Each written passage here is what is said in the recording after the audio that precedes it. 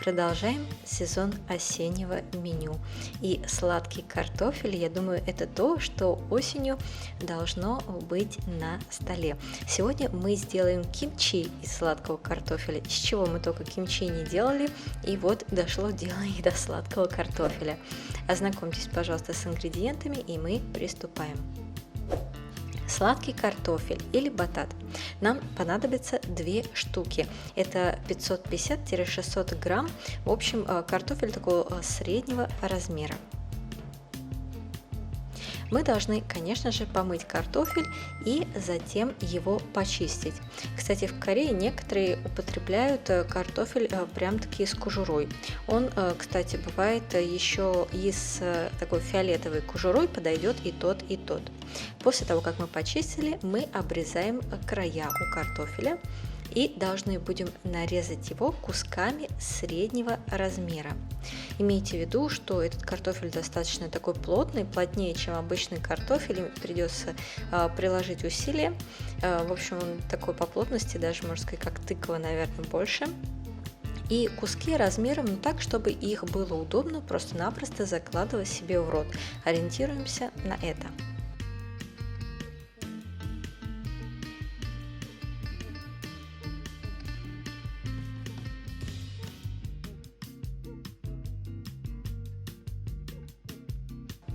После того, как мы подготовили картофель, следующим делом мы заливаем его водой. Какое количество воды? Так, чтобы она покрывала весь имеющийся картофель. Вода холодная. И добавляем в воду соль в объеме 1 столовой ложки. В принципе, количество соли не так уж и важно, можно положить и 2 столовые ложки. Положив соль, мы эту соль должны растворить, для этого немного перемешиваем.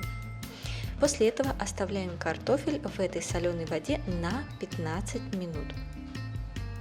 За это время подготовим зеленый лук. Нам потребуется один маленький пучок, собственно говоря, то, что помещается в руку. И мы должны первым делом надрезать белые кончики у зеленого лука и затем уже нарезать его кусками размером в 4 сантиметра длиной. Если вы зеленый лук не очень-то любите, вы можете уменьшить его количество. Через 15 минут мы вынимаем картофель из воды. Делаем мы это не промывая картофель. И в принципе нам даже не нужно, чтобы вода с него стекла, поэтому на сито класть его не обязательно. Или на дуршлаг мы сразу же закладываем его в ту емкость, в которой будем перемешивать его со специями. Удобно это делать в большой глубокой емкости. И первым делом мы добавляем красный молотый перец чили, 1-2 столовые ложки. Если вы используете корейский перец для кимчи, то тогда положите 2 столовые ложки. Если же вы используете европейский перец, то положите 1 столовую ложку, этого будет достаточно. Хорошо перемешиваем для того, чтобы сначала придать цвет нашему кимчи, и затем уже добавляем молотый чеснок в объеме 1 столовой ложки. И после этого кладем сахар 1 столовую ложку, или же, если есть экстракт сливы, можно им заменить сахар, тогда 2 столовые ложки. Затем добавляем рыбный соус 3 столовые ложки и закладываем прежде нарезанный зеленый лук. Все это мы хорошо перемешиваем. Советую перемешивать достаточно долго, где-то 2-3 минуты, поскольку это быстрое кимчи, оно не для долгого хранения, и его можно есть практически приготовили, и можно сразу подавать к столу. Поэтому перемешайте хорошо.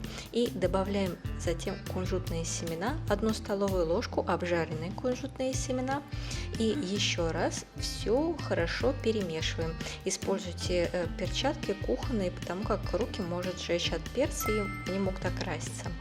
После этого складываем уже приготовленное кимчи в контейнер пластиковый или стеклянный для хранения и храним приготовленное кимчи в холодильнике. Как я и говорила, это быстрое кимчи, и оно не предназначено для долгого хранения. Поэтому его можно съесть прям-таки сразу после приготовления, но лучше хотя бы час-два дать настояться для более полного вкуса. И перед подачей мы посыпаем кунжутными семенами. Как я и говорила, кимчи долго не храним, поэтому в больших объемах смысла готовить его нету. Максимальный срок хранения такого кимчи – это где-то не более 1 недели. Ну, или же сразу подаем к столу и едим. Благодарим вас за просмотр. Надеемся, вам было интересно.